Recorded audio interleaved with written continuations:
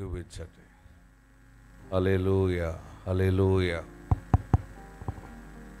హల్లెలూయా. స్తోత్రం, స్తోత్రం, స్తోత్రం. హల్లెలూయా, హల్లెలూయా, హల్లెలూయా. నమస్కరించి నాతో మాట్లాడు యేసయ్యా, నన్ను దర్శించు బాబు, నాతో మాట్లాడు. హల్లెలూయా. ఎక్కడున్నవారు అక్కడే చేతులు జోడించి నమస్కరించి, నువ్వు దీవిస్తావని, నువ్వు ఆశీర్వదిస్తావని వచ్చానయ్యా. నువ్వు తప్ప నాకు వేరే దారి లేదు బాబు. పరిస్థితి ఎలాగున్నా, వాతావరణం ఎలాగున్నా, నీ సేవకుడి ద్వారా మాట్లాడతావు, ఒక ప్రత్యేకమైన అభిషేకాన్ని ఇస్తావని వచ్చానయ్యా అని ప్రార్థన చేయండి. సకల ఆశీర్వాదములకు కారణభూతుడకు దేవానికి వందనాలు. ఆకాశము నీ సింహాసనము, భూమి నీ పాదపీఠము. మీ పాదముల చెంత ఈ రీతి నేను స్తుతించడానికి, ఈ రీతిగా నేను కనపరచడానికి ఇచ్చిన సమయాన్ని బట్టి మీకు వందనాలు. నీ కృప మాకు దయచేయండి, నీ ప్రభావం మాకు దయచేయండి. మీరెంతైనా నమ్మదగిన దేవుడు. హల్లెలూయా, హల్లెలూయా, హల్లెలూయా. సర్వశక్తుడైన యేసయ్య మీకు వందనాలు. ప్రార్థన చేసి ప్రారంభించిన రీతిగా ఇంతవరకు మీరు నడిపించారు ప్రభువా. ఈ పాటలు, స్తుతి, ఆరాధన ద్వారా మీరు మహిమపరచబడి ఉన్నారని నమ్ముతా ఉన్నాం. ఈ సమయంలో పరలోకము నుండి మీరు మాతో మాట్లాడండి.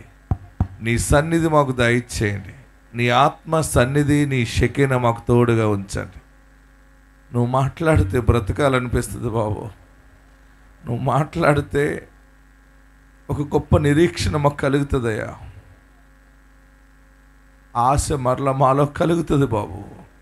చెదిరిపోయిన మా హృదయాలు మరలా స్థిరపరచబడతాయి. నీ వాక్కు చేతనే ఏదైనా జరుగుతుంది. నీ వాక్కు వినగానే మాలో ఆరోగ్యము కలుగుతుంది. నీ వాక్కు మాలో ఉంటే మేము ఎంత పెద్ద శోధన అయినా మేము జయించగలం బాబు. నీ సన్నిధి మాకు దయచేయండి. పరలోకం నుండి నీ వర్తమానం దయచేయండి ప్రభువా. సాక్ష్యాల్లో నీ నడిపింపు దయచేయండి. బలమైన ఆత్మ సంబంధమైన సాక్ష్యములు దయచేయండి ప్రభువానికి వందనాలు. సమర్పణలో నీ సహాయం మెండుగా దయచేయండి. ముగింపు ఆశీర్వాద ప్రార్థనలో, తైలాభిషేక ప్రార్థనలో నీ బలమైన నడిపింపు దయచేయండి. సమస్తము నీకు మహిమార్థముగా జరిగించండి. ఈ ప్రాంగణ చుట్టూ నీ దూతలను కావలు ఉంచండి. నీ సన్నిధి దయచేయండి. యేసు నామములో అడుగుచున్నాము తండ్రి, ఆమేన్. యేసయ్య మిమ్మల్ని దీవించును గాక.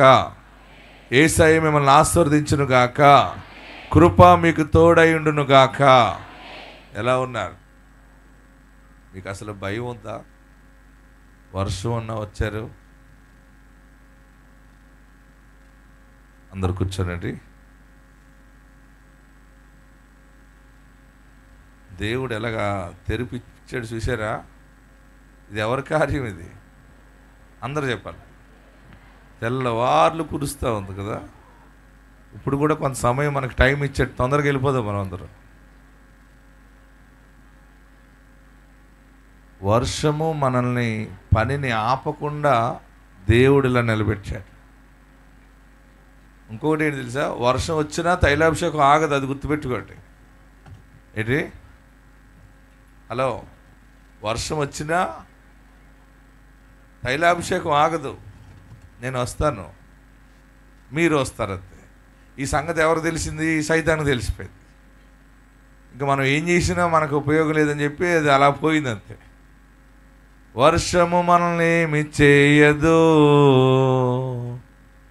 అపాయము రానే రాదు. పాడదామా? వర్షము మనల్ని ఏమి చేయదు,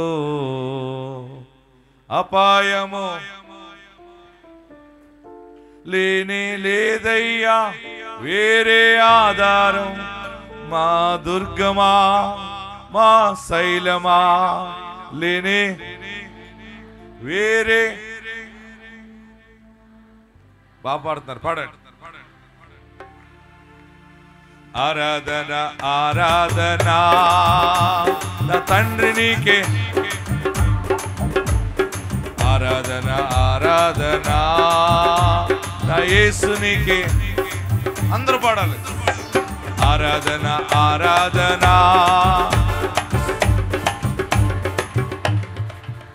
బట్ అందరూ పాడాలి. డప్పులో ఆపాను. మన స్వరం పైకి లేవాలి. ఆరాధన. అది చేతులు పైకెత్తి ఇంకా గట్టిగా. నా తండ్రి నీకే. 1000 మంది పడిపోయినా 10,000 మంది పాడదాం. 1000 మంది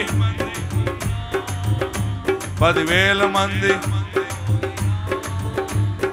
అపాయము రానే రాదు, నా గుడారమున సమీపించదు. అపాయము నా గుడారమున సమీపించదు. లేనే లేదయ్యా వేరే మా దుర్గమా మా శైలమా. లేనే. అందరూ పాడాలి. ఆరాధన ఆరాధన నా తండ్రి నీకే ఆరాధన. ఆరాధన నా యేసు నీకే. రోగము మమ్మేమి చేయదు, అపాయము రానే. పాడదాం. రోగము నన్నేమి చేయదు, అపాయము. వర్షము మమ్మేమి చేయదు, వర్షము రానే రాదు. పాడదామా. వర్షము మమ్మేమి. గట్టిగా పాడాలి. ఎందుకంటే లేనే లేదయ్యా వేరే. వర్షం వచ్చినా మాకు ఆధారం లేదు బాబు, నీవే ఆధారం అయినావు. నా దుర్గమా మా శైలమా. ఆరాధన ఆరాధన నా తండ్రి నీకే ఆరాధన. ఆరాధన ఆరాధన నా యేసు నీకే ఆరాధన. హల్లెలూయా. 2 చేతులు జోడించండి, నమస్కరించండి. ఇలా చెస్ట్ దగ్గర పెట్టాలి. ఇలాగా మీకు దమ్ము ధైర్యం ఉంటే కుడివైపు ఉన్న వారి వైపు తిరిగి నా మంచి యేసయ్య నిన్ను దీవించునుగాక అని చెప్పండి. అలా ఇప్పుడు ఎడం వైపు ఉన్న వారికి చెప్పండి. నాకు అది దమ్మది లేదన్నవారు హల్లెలూయా చెప్పండి. బాగానే అర్థమవుతుంది మీకు. దేవుడి దినాన్ని మిమ్మల్ని ప్రత్యేకంగా ఆశీర్వదించునుగాక. యేసయ్య కార్యాలు ఎలా ఉంటాయంటే చాలా అద్భుతమైన కార్యాలు జరిగిస్తాడు.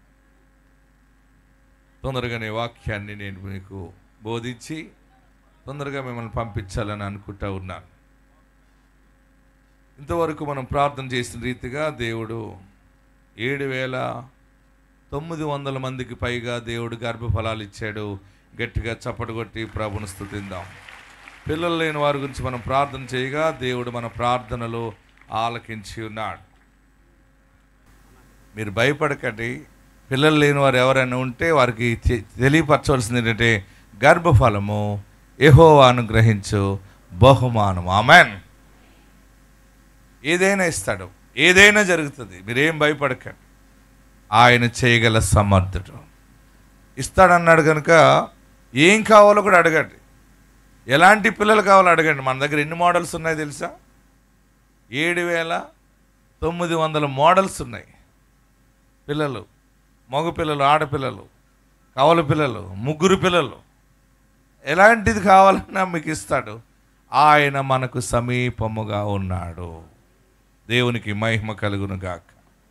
ప్రియులరా, ఇంకా మరిన్ని సాక్ష్యాలు మనము తైలాభిషేకంలో చూద్దాం. మిమ్మల్ని ఇక్కడికి పరిశుద్ధాత్ముడే తోడుకొని వచ్చాడు. నన్ను పరిశుద్ధాత్ముడు తోడుకొచ్చాడు. మన మీద ఆయన ఆత్మాభిషేకము కుమ్మరించనై ఉన్నాడు. బైబిల్ ఉన్నవారందరూ తెరవండి. పరిశుద్ధ గ్రంథాన్ని తెరిచినట్లయితే దేవుని వాక్యాన్ని మనం ధ్యానం చేసుకుందాం. పరిశుద్ధ వాక్యాన్ని ధ్యానం చేసుకుందాం. ఫిలిప్పీలు రాసిన పత్రిక చూడండి. ఫిలిప్పీలు రాసిన పత్రిక. పరిశుద్ధాత్మ దేవుడు నూతనముగా అనుగ్రహించిన ఈ మాటను మనం ధ్యానం చేసుకుందాం. పరిశుద్ధ పౌలు ఫిలిప్పీలకు రాస్తున్న పత్రికలో 4వ అధ్యాయము 4, 5, 6, 7 వచనాలు చదువుకుందాం. ఫిలిప్పీలు రాసిన పత్రిక. బైబిల్ ఉన్నవారందరూ తెరవండి. ఎంతమంది దగ్గర బైబిల్ ఉన్నాయి?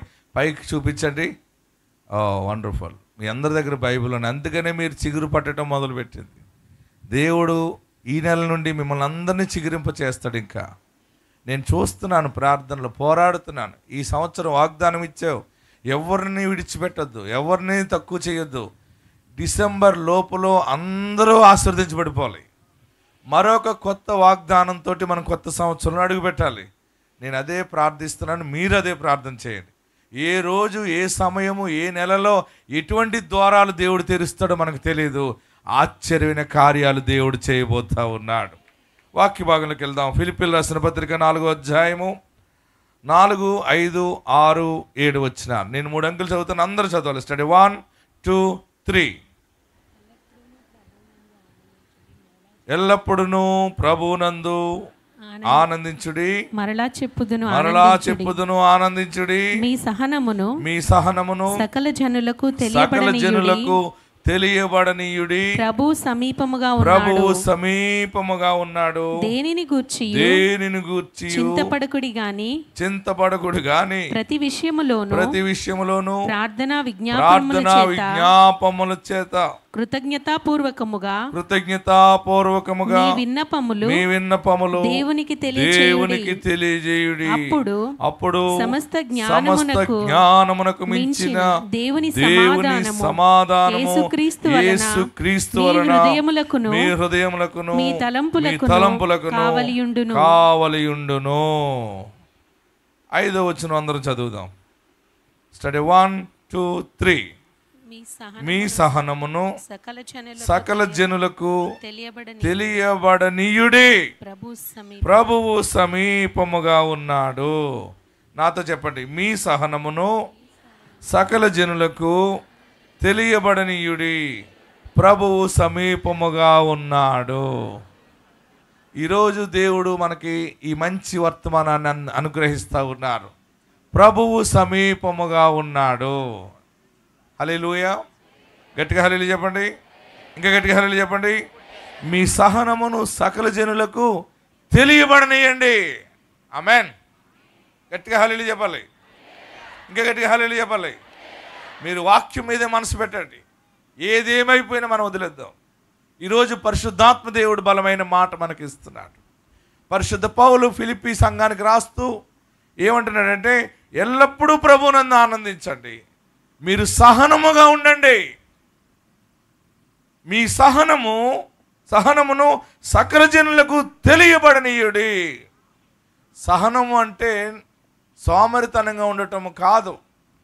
సహనముగా ఉండటం అంటే నిర్లక్ష్యముగా ఉండటం కాదు. సహనముగా ఉండటం అంటే నెమ్మదిగా ఉండటం కాదు. ప్రభు జరిగించు కార్యమును వేచి చూడటమే దైవ కార్యము, దైవ సహనము. ఆమేన్. ఆయన నీకు మాట ఇచ్చాడు, అది జరిగిస్తాడు. ఆయన నీతో ప్రత్యేకముగా మాట్లాడుతూ ఉన్నాడు. నీకు ఇచ్చిన వాగ్దానము 100% నెరవేరుస్తాడు. కొంచెము సహనముగా ఉండాలి. ఈ సహనము గురించి పౌలు అంటున్నాడు, మీ సహనమును సకల జనులకు తెలియబడనీయండి. మనం అనుకుంటాం కొన్ని సమయాలు మనం ఏది అడుగుతామో అది జరగదో, జరగకుండా ఇంకా బరస్ట్ అయిపోతామో, అది ఎవరికి తెలియకూడదని అనుకుంటాం. మనం ఏమనుకుంటాం? మనం ఎవరికి తెలియకూడదు అనుకుంటాం. పౌలు గారి ద్వారా దేవుడు మాట్లాడుతున్న మాట ఏంటంటే, తెలియబడనివ్వండి. అప్పులు అయిపోయామంటే ఎవరికి తెలియకూడదు అనుకుంటాం. అప్పు అయిపోయింది, నేను ఏదో రకంగా ఎవరికి తెలియకుండా అప్పుల్లోంచి బయటపడాలి. ఈ సమస్య, ఈ రోగము ఎవరికి తెలియకూడదని దాచుకుంటున్నాం. అయినా అందరికీ తెలిసిపోతుందని ఏడుస్తుంటాం. కొన్ని సమయాల్లో బంగారం తాకట్టు పెట్టుకుంటే ఎవరికి తెలియకూడదు అనుకుంటాం, కానీ అది అందరికీ తెలుస్తుంది. పిల్లలు లేరు, అది లేదు, ఇది లేదని ఎవరికి తెలియకుండా దేవా తొందరగా కార్యించే, ఇది ఎవరికి తెలియకూడదు, ఎవరికి తెలియకూడదు. తెలియబడాలట. ఏంటి? మీ సహనము.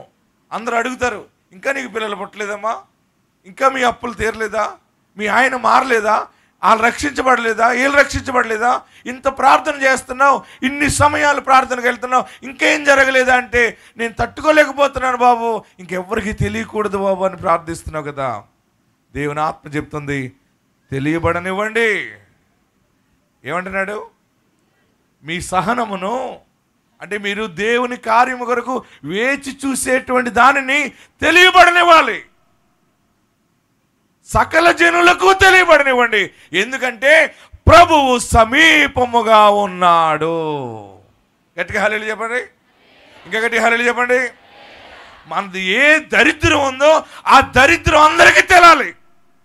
ఎందుకంటే వారే నీ గురించి మరలా సాక్ష్యముగా నిలబెట్టబోతున్నాడు దేవుడు. వారు అయ్యో మా కళ్ళ ముందే ఇంత పాడైపోయారు, మా కళ్ళ ముందే ఇంత నాశనం అయిపోయారు, నేను చూస్తుండగా నీ కుటుంబం పాడైపోయింది, నేను చూస్తుండగా ఈ కుటుంబము ఆకాశం అంత ఎత్తైన స్థితిలో దేవుడు వీరిని పెట్టాడని మరలా వారే నీ గురించి సాక్ష్యం ఇస్తారు. పౌలు అంటున్నాడు, తెలియబడనివ్వండి. ఏంటి? అందరికీ తెలిసిపోనివ్వండి, పర్వాలేదు. అయితే మీరు ఎలా ఉండాలంటే, ఎవరు మిమ్మల్ని హేళన చేసినా మీరు ఆనందముగా ఉండండి. మరలా చెప్పుదును, ప్రభునందు ఆనందించుడి, ఎందుకంటే ఆయన సమీపముగా ఉన్నాడు. నువ్వు ఏడ్చిన ఏడుపు చూస్తున్నాడు, నీ బాధలన్నీ చూశాడు, నీ దుఃఖము సమయం అయిపోయింది, నిన్ను పైకి లేవనెత్తడానికి ఆయన సమీపముగా ఉన్నాడు. హల్లెలూయా. గట్టిగా హల్లెలూయా చెప్పండి. ఇంకా గట్టిగా హల్లెలూయా చెప్పండి. ఇంకా గట్టిగా హల్లెలూయా చెప్పండి. నా యేసు సమీపముగా ఉన్నాడని చెప్పండి. రెండు చేతులు పైకెత్తి, నా ప్రభువు నాకు సమీపముగా ఉన్నాడు, నేను ఆనందించెదను, నేను ప్రార్థించెదను, నేను స్తుతించెదను. గట్టిగా చప్పట్లు ప్రభుని స్తుతించాలి. ఒక్కోసారి మన సహనం బరస్ట్ అయిపోతుంది. నా బిడ్డ కోసం ఏం చెప్పుకుంటున్నారు, నా భార్య కోసం ఏం చెప్పుకుంటున్నారు, నా భర్త కోసం ఏం చెప్పుకుంటున్నారు, ఏంటో నేను తలెత్తుకోలేకపోతున్నాను బాబు అని ఏడుస్తున్నావు కదా. తెలిసిపోవటమే మంచిది. బంగారం మెడలో తాడు తాకట్టెట్టుకున్నావు అనుకోండి, ఎవరిదైనా పెళ్ళి వచ్చిందనుకో, మళ్ళీ ఎవరిని పెళ్ళికి వెళ్ళావు అనుకో, ఇది మనం ఎవరికి తెలియకూడదని ఏం చేస్తామంటే, 1 గ్రామ్ గోల్డ్ వచ్చింది కదండి. ఏ గ్రామ్ గోల్డ్? అది నిజంగా 1 ఉంటుందో లేదో తెలియదు కానీ మెరుస్తుంది. ఇప్పుడు అందరూ చాలామంది ఇంటింటికి పట్టుకొచ్చి అమ్ముతున్నారు. అందరూ ఏం చేస్తారంటే, ఏది తాకట్టెట్టుకున్నామో, ఏది అమ్మేసుకున్నామో అలాంటి తాడే, అలాంటి నగలే కొనుక్కుంటాం. కొనుక్కుని మెడలు వేసుకుంటే నీ మెడ అంతా తుప్పట్టేస్తుంది.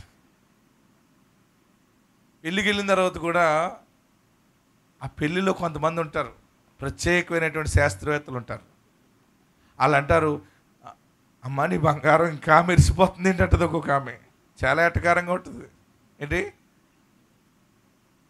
మనం దాన్ని ఎవరికి తెలియకూడదని, అదే ఇది కొయిటా బంగారం, ఇది దుబాయ్ బంగారం అని చెప్తాం. మనసంతా గాయమైపోతుంటుంది. బంగారం లేదు ఉన్నట్టుగా మనము నటిస్తాం, కానీ అవతల ఉన్న వాళ్ళందరికీ తెలిసిపోద్ది దాని మెరుపు, దాని సంగతి అంతా. ఎంత తెలియకూడదు అనుకుంటామో అది బజార్లో తెలుస్తుంది. హల్లెలూయా. గట్టిగా హల్లెలూయా చెప్పరే. ఎందుకు వచ్చిన బ్రతుకి మాయదారు బ్రతుకుని ఏడుస్తావేమో. ఏ నగ పెట్టుకోవాలో తెలియనంత ఆశీర్వాదముగా దేవుడు నిన్ను నిలబెడతాడు. ప్రభువు సమీపముగా ఉన్నాడు. మీరు భయపడిన అవసరం లేదు. మీ సహనమును సకల జనులకు, అందరు గట్టిగా చెప్పాలి, మీ సహనమును సకల జనులకు తెలియబడనీయుడి. ఎవరికి తెలియకూడదు భర్త కొట్టినట్టు అనుకుంటాం. సరిగ్గా హైదరాబాద్లో ఉన్న మీ తోటికోడలు ఫోన్ చేస్తుంది, అక్క ఎలా ఉన్నావు? బాగానే ఉన్నావు. మరి ఎక్కడికి బాగానే ఉన్నావా? హ్యాపీగా ఉన్నావు? బాగానే ఉన్నావు. మేము లలిత జ్యువెలరీకి వెళ్ళబోతున్నాం, షాపింగ్ చేయబోతున్నాం అని కవర్ చేసుకున్నాం అనుకో. అక్క బావ కొట్టాడు అంటే ఇటే. ఇక్కడ బావ చెయ్యి పైకెత్తేటప్పటికి ఫోన్ వెళ్ళిపోతుంది అక్కడికి. మనం అనుకుంటాం ఎవరికి తెలియకూడదు భర్త కొట్టినట్టు, భార్య తిట్టినట్టు. ఒక భార్య భర్తను గుద్దేస్తుంది, పీకెట్టుకుని. మొన్న ఒకడు బొగ్గల చీరుకుపోయింది, మీరు ఎవరికి చెప్పకండి. నేను అన్నాను ఇలా చీరిగిపోయిందేరా అన్నాను. మేకు గుచ్చుకుందని అన్నాడు. నేను అన్నాను మేకు ఇక్కడ ఎందుకు గుచ్చుకుంటుందిరా, ఇక్కడ గుచ్చుకునే ముందు కన్ను ఒకటి ఉంటుంది, ఆ కన్నుకి ఆ మేకు కనబడుతుంది, అటు ఇక్కడ గుచ్చుకోదురా అన్నాను. దాని పక్కన ఇంకో చిన్న మేకు కూడా గుచ్చుకున్నా అన్నాను. పెద్ద గీతోటి చిన్న గీతోటి, ఎర్రగా ఉంటాడేమో, మొత్తం పాపం అది బ్లడ్ వచ్చేసింది. గమ్ముని చేయి పట్టుకుని పాస్టర్ గారు మీరు మైక్లో కూడా చెప్పకండి అన్నాడు. ఏంటి మైక్లో చెప్పకండి అన్నాడు. నాకు అర్థమైంది లేరా నీ గీత నీ మేక్ అన్నాను. నీ భార్యే నీకు మేకుగా ఉందా అన్నాను. అయ్యి బాబా మీకు దేవుడు చెప్పేస్తాడండి అన్నాడు. ఒక భార్య పీకేస్తుందంట. భార్యలారా పీకకండి, భర్తలారా గుద్దకండి, బాధ పెట్టకండి. మనం అనుకుంటాం నా భార్య కొట్టినట్టు ఎవరికి తెలియకూడదు, లేకపోతే నా ఇది అమ్ముకున్నట్టు ఎవరికి తెలియకూడదు, నాకు రోగం ఉన్నట్టు ఎవరికి తెలియకూడదు. కానీ నీ సాక్ష్యము కొరకే అందరికీ తెలియాలి. ఏది లేదో ఏది సమస్య ఉందని తెలుస్తుందో తెలిస్తే తల్లి నువ్వేం చేయాలంటే క్రీస్తు వైపు చూచి మరలా ఆనందించాలి. ఆమేన్. ఆనందించుడి. మరలా చెప్పుదును, ప్రభువునందు ఆనందించుడే. ఎలాగొస్తుంది ఆనందం? అన్నీ కోల్పోతే ఆనందం వస్తుందా? సమాధానం లేకపోతే, ఇల్లు అమ్ముకుంటే, అప్పులోలన్నీ పట్టుకెళ్ళిపోతే సంతోషం వస్తుందా?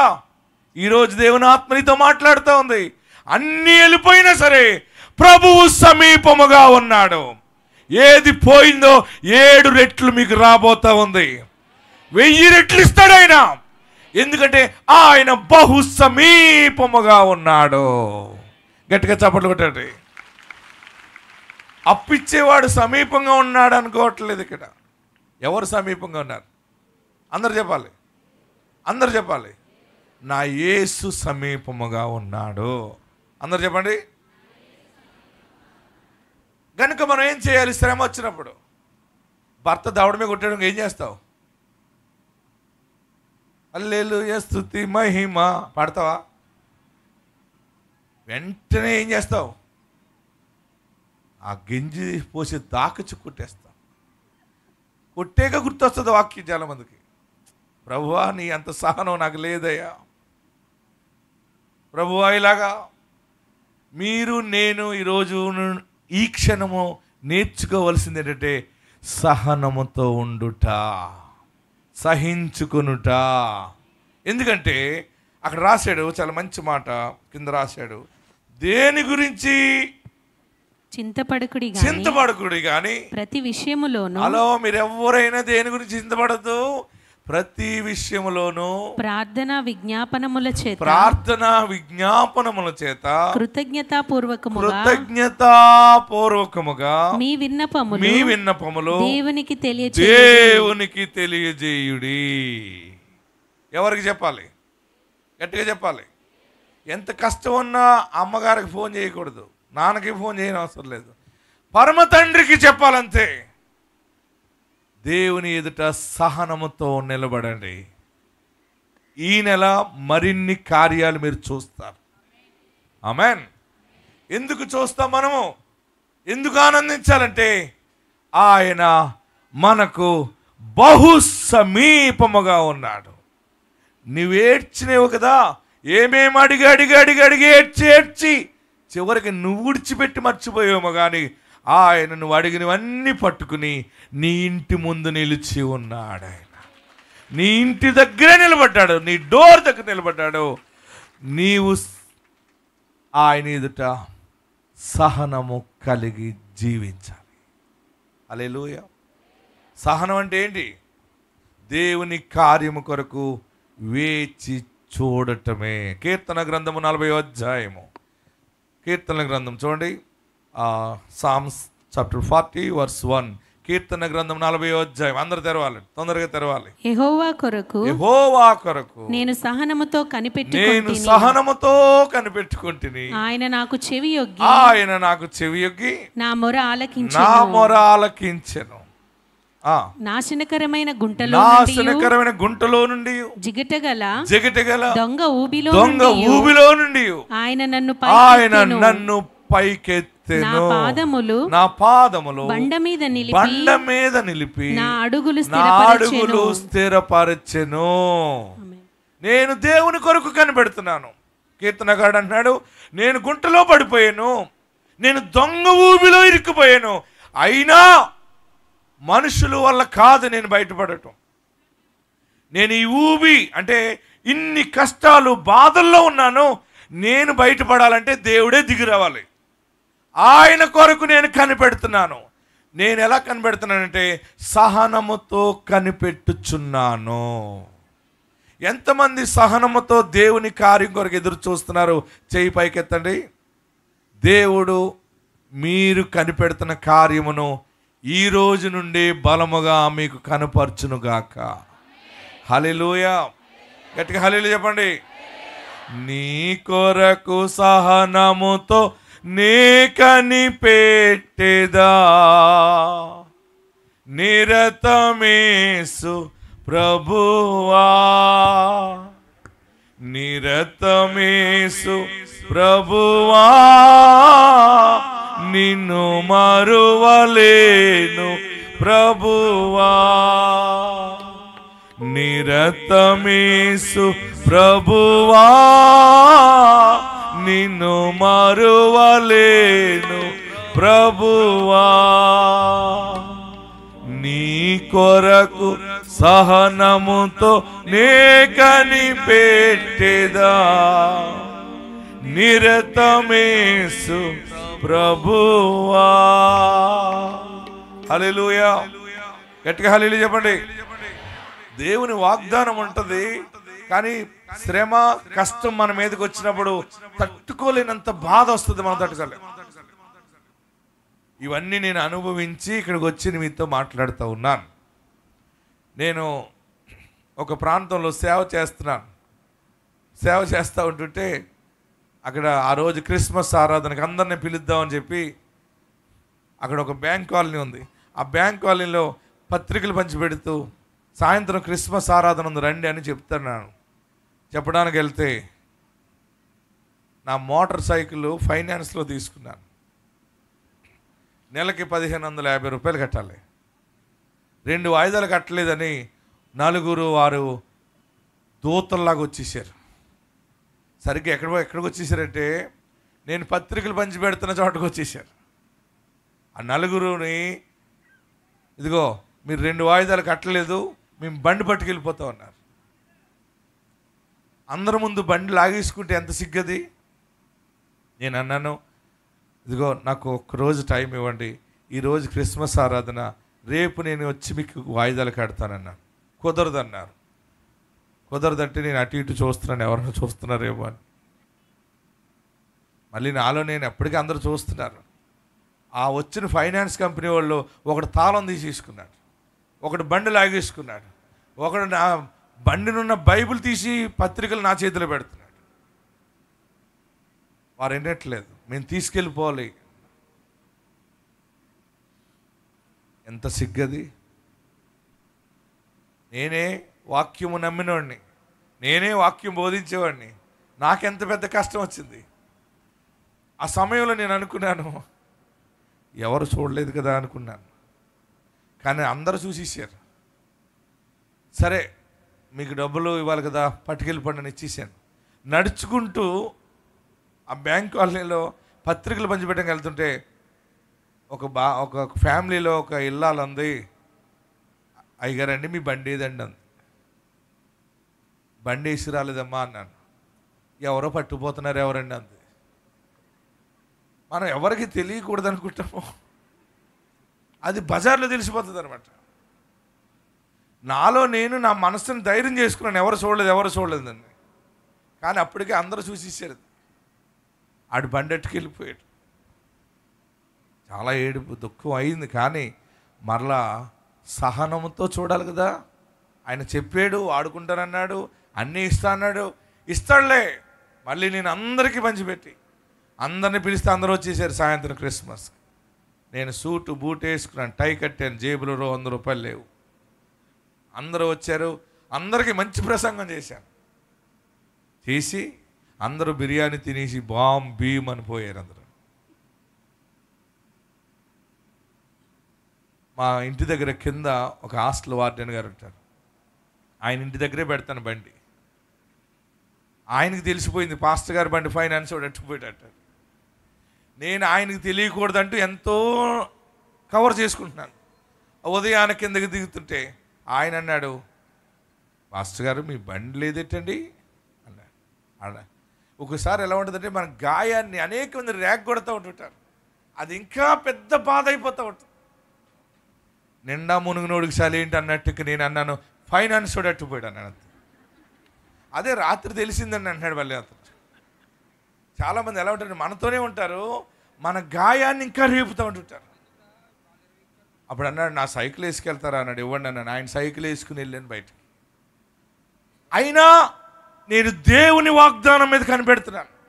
నా తండ్రి చెప్పాడు, బాబా నువ్వు వాగ్దానం ద్వారా పుట్టావు, నువ్వు జనములకు ప్రవక్త అవుతావని ఆయన చెప్తున్నాడు. ఇక్కడేమో బండి ఏమో ఫైనాన్స్ అట్టుపోయాడు. ఎవరిని అడుగుతాం మనం? ఎవరిస్తారు మనకి?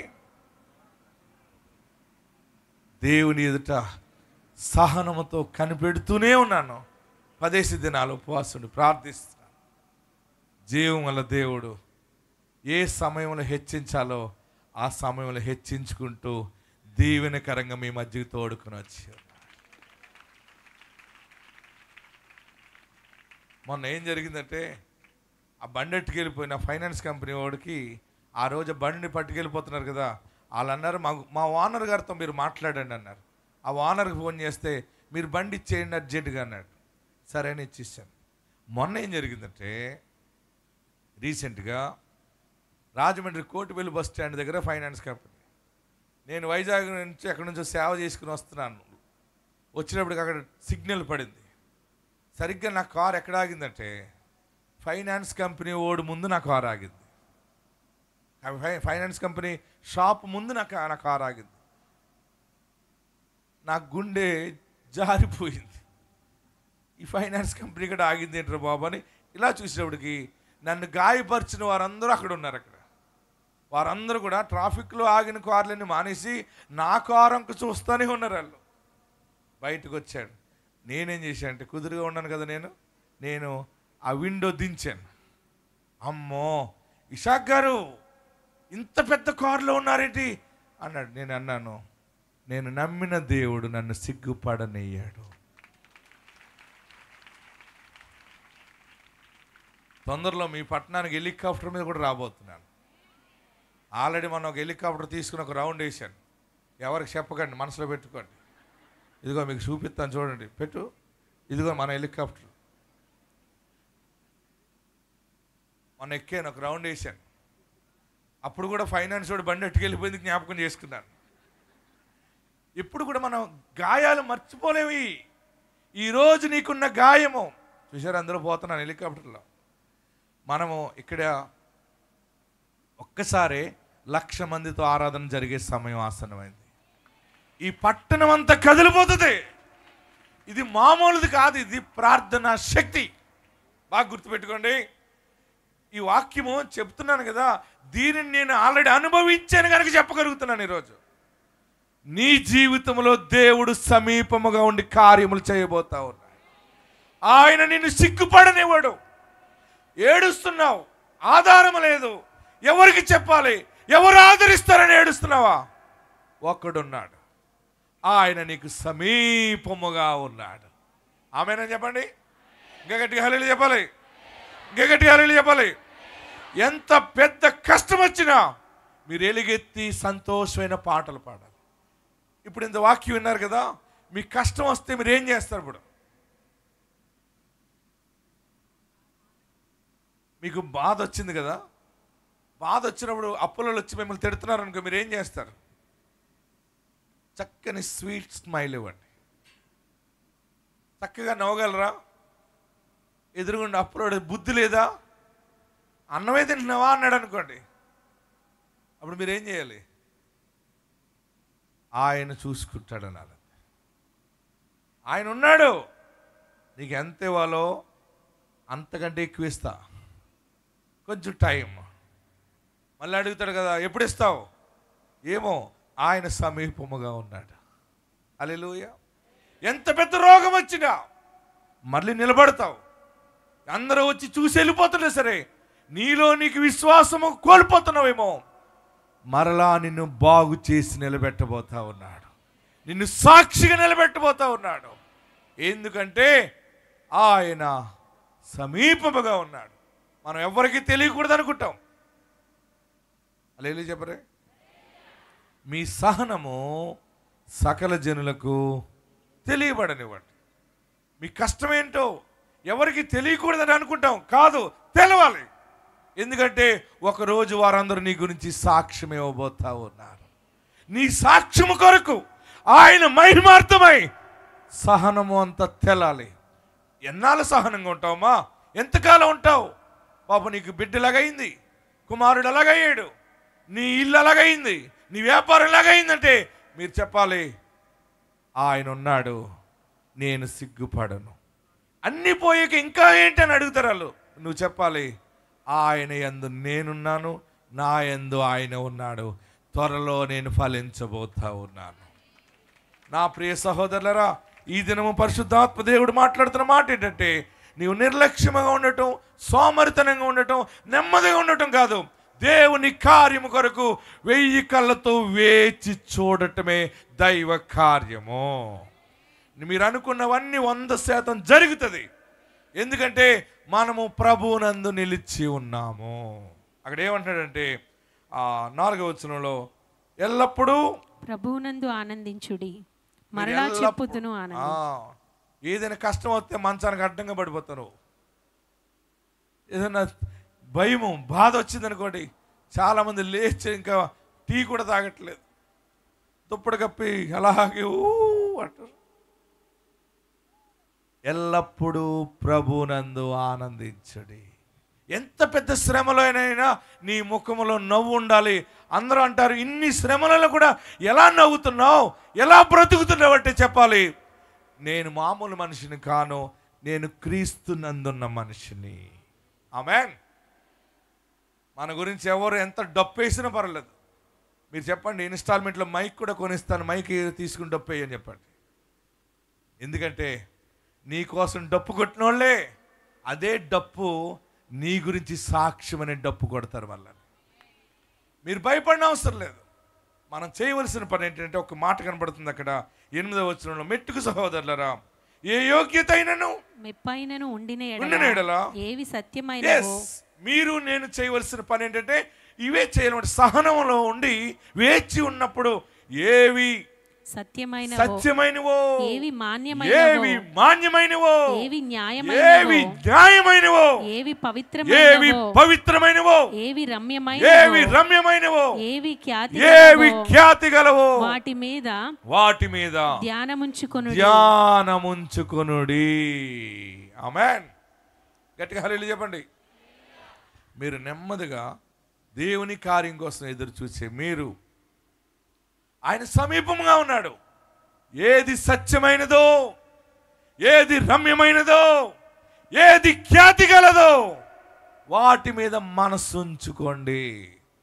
అప్పులు ఎలా తీరుతాయో అని మనసు పెట్టుకోకండి దాని మీద. పిల్ల ఎలాగ అవుతుందో, ఈ పిల్ల జీవితం ఏంటో, ఈ పిల్లోడి జీవితం ఏంటో, ఇల్లు ఎలాగా, వాటి మీద మనసు పెట్టడం కాదు, సత్యమైన వాక్యం మీద మనసు పెట్టు. ఏ గొప్ప సాక్ష్యం నువ్వు చెప్పబోతున్నావో ఆ ఖ్యాతి గల సాక్ష్యం మీద మనసు పెట్టు. ఆయన నిన్ను నిలబెట్టబోతా ఉన్నాడు. మీకు నాకు పరిశుద్ధాత్ముడి దినాన్ని బయలుపరుస్తున్నాడు. ఆయన మనకు సమీపముగా ఉన్నాడు. ప్రభువు సమీపముగా ఉన్నాడు. భయపడకండి. మీరు గొప్ప సాక్ష్యము చెప్పబోతున్నారు. ఇక్కడ మన పట్టణంలోనే పెద్ద ల్యాండ్ మనం తీసుకోబోతా ఉన్నాం. మీరందరూ కార్లు, మోటార్ బళ్ళు అన్నీ వేసుకొచ్చినా, మీరందరూ వచ్చినా, పట్టణం అంతా వచ్చినా ఇంకా స్థలం ఉంటుంది. అంత కార్యము నీ పిల్లలు నీ సొంత కారులోనే నిన్ను మందిరాన్ని తోడుకొస్తారు. ఇప్పుడున్న కష్టము, ఇప్పుడున్న బాధ ఉండదు. అది దానికి నేనే సాక్షిని. ఆమేన్.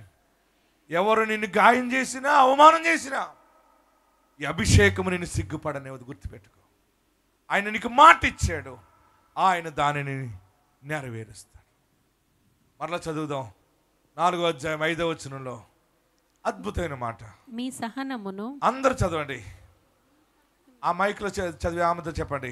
మీ సహనమును సకల జనులకు తెలియబడనీయుడి. ప్రభువు సమీపముగా ఉన్నాడు. ఆమేన్. ఏది లేదు అని బాధ పడుతూ ఈ బాధ ఎవరికి తెలియకూడదు అనుకుంటాం. ఆల్రెడీ తెలిసిపోయింది అందరికీ. నువ్వు సిగ్గుపడిన అవసరం లేదు, నువ్వు భయపడిన అవసరం లేదు. నువ్వు ఆనందంగా ఉండు. దేవుడు అక్కడే మరలా నేను దీపస్తంభముగా నిలబెట్టబోతున్నాడు. మీరు అవమానపరచబడిన చోట మీరు నిలబడతారు.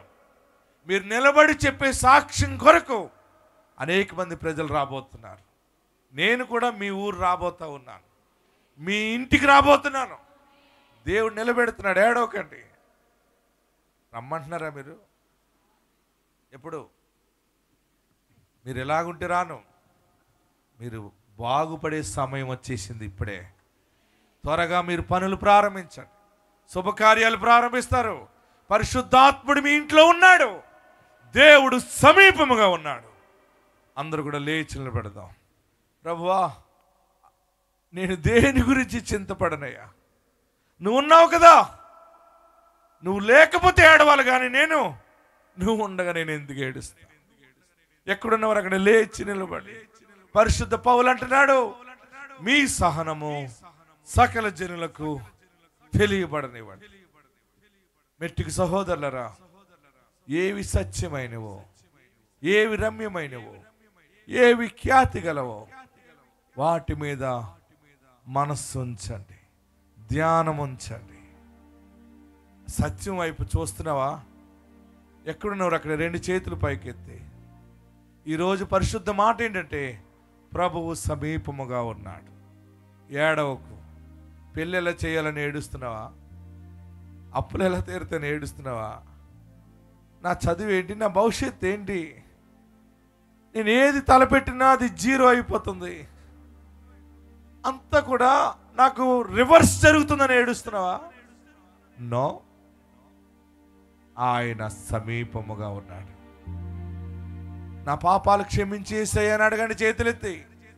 నీ ఎదుట నేను ఏదైనా పాపం చేసేనేమో, నా పాపాన్ని క్షమించు, నన్ను పరిశుద్ధపరచు బాబు.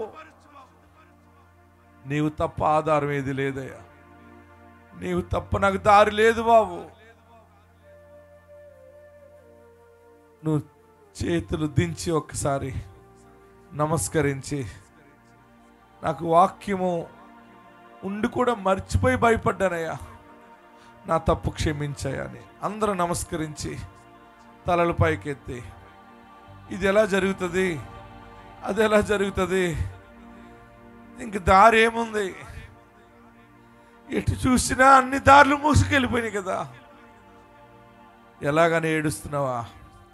దావీదు భక్తుడు అంటున్నాడు, నేను గుంటలో ఉండి ఏడుస్తున్నాను, నేను బయటికి రాలేక, ఎవరికి చెప్పలేక, నరుడన్నవాడు నన్ను రక్షించడానికి లేదు ఈ స్థితి, నేను జిగిటి గల దొంగ ఊబిలో ఉన్నాను, నన్ను పైకి లేవనెత్తు బాబు అని ప్రార్థిస్తూ ఉన్న మాట ఏంటంటే, సహనముతో ఉన్నానయ్యా, నీ వస్తావు, ఏదో ఒక సమయము నన్ను పైకి లేవనెత్తుతావని. అది పైగా అది గుంట నాశనము చేసే గుంటది. నేను అలాంటి గుంటలో ఉన్నాను బాబు, నువ్వు నన్ను లేవనెత్తు. మాట్లాడుతూ ప్రార్థిస్తూనే మాట్లాడుతున్నాడు. ఆయన నా పాదములను బండ మీద నిలుపుతాడు. ఏడుస్తున్నావా? నిలబడే సమయం ఆసన్నమైంది. బిడ్డ ఇంకా సెటిల్ కాలేదు, వ్యాపారం సెట్ అవ్వలేదు, ఎప్పుడు భయముగానే ఉన్నాను, ఆందోళనగానే ఉన్నాను, నా బ్రతుకులాగా అయిపోయింది దేవా అని గుండె పగిలేలాగా ఏడుస్తున్నావా? ఆయన నీతోనే మాట్లాడుతూ ఉన్నాడు. ప్రభువు సమీపముగా ఉన్నాడు. నీకెవరు సమీపంగా లేరు, కానీ దైవ కుమారుడు యేసు సమీపముగా ఉన్నాడు. అందరు రెండు చేతులు తలపైన పెట్టుకోండి. సమీపంగా ఉన్నవాడా నన్ను ఆశీర్వదించు, సమీపంగా ఉన్నవాడా నన్ను దీవించు, నీవు నన్ను దీవించు బాబు అని తల పైకెత్తి ప్రార్థన చేయండి. ఏడవకు. అన్ని తెలిసిన వారే నన్ను బాధ పెడుతున్నారు, నా వల్ల కావట్లేదు బాబు. ఈ ఆర్థిక దరిద్రము, ఈ రోగము, ఈ అన్యాయము, ఈ సమస్య నా వల్ల కాదని ఏడుస్తున్నావా? సమీపముగా ఉన్నాడు యేసయ్య. నీ ప్రార్థనలన్నీ వింటున్నాడు, విన్నాడు. నాకెవరున్నారు దగ్గరగా? ఎవరిని పట్టుకుని ఏడవాలి? ఎవరికి చెప్పాలి?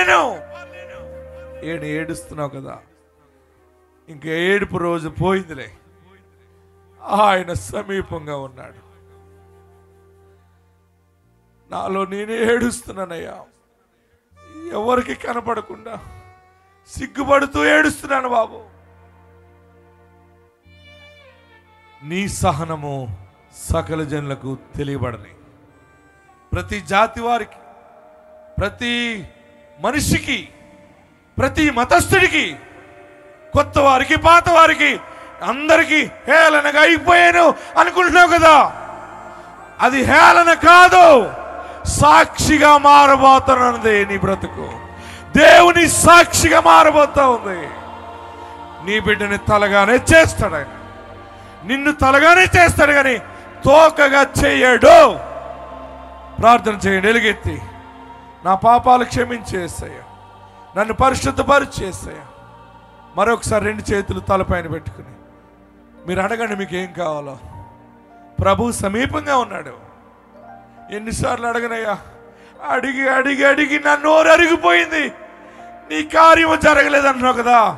సమీపముగా ఉన్నాడు, ఆలోచించాడు ఏం చేయాలో, ఏ శిఖరం మీద నిలబెట్టాలో, ఏ బండ మీద నీ పాదమును నిలబెట్టాలో ప్రణాళికతో సమీపంగా ఉన్నాడు. అందరం ప్రార్థనలో ఉందాం. హల్లెలూయా, హల్లెలూయా. అందరూ ప్రార్థన చేయండి, అందరూ ప్రార్థన చేయండి. మీకు ఏం కావాలో అడుగుతూ చేయండి. ఈరోజే నీకు నిదర్శనం, ఈరోజే నిదర్శనం. మేఘమును స్వాధీనంలో పెట్టుకున్నాడు, అదే నిదర్శనం. ఆయన సమీపంగా ఉన్నాడు. నువ్వు ఇక్కడ నుంచి ప్రయాణం చేస్తూ ఉండగానే ఆయన సమీపంగా ఉన్నటువంటి కార్యాన్ని చూస్తావు. గుమ్మములు అడిగి పెట్టినప్పుడే చూస్తావు. నీ ఇంటికి వెళ్ళి కూడా దైవ కార్యం గురించి ఆలోచిస్తావు. అందరూ కూడా ప్రార్థన చేయండి. స్తోత్రం, స్తోత్రం, స్తోత్రం. పరిశుద్ధుడా నీకు వందనం, వందనం, వందనం. హల్లెలూయా, హల్లెలూయా.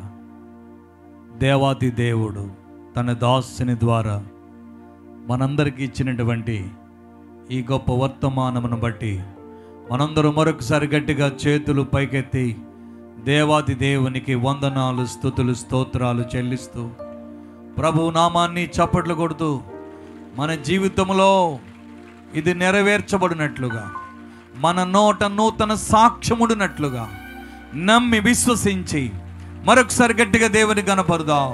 Praise the lord. స్తోత్రం, స్తోత్రం. ఆత్మదేవుడా, పరిశుద్ధాత్మ తండ్రి నీకు వందనము.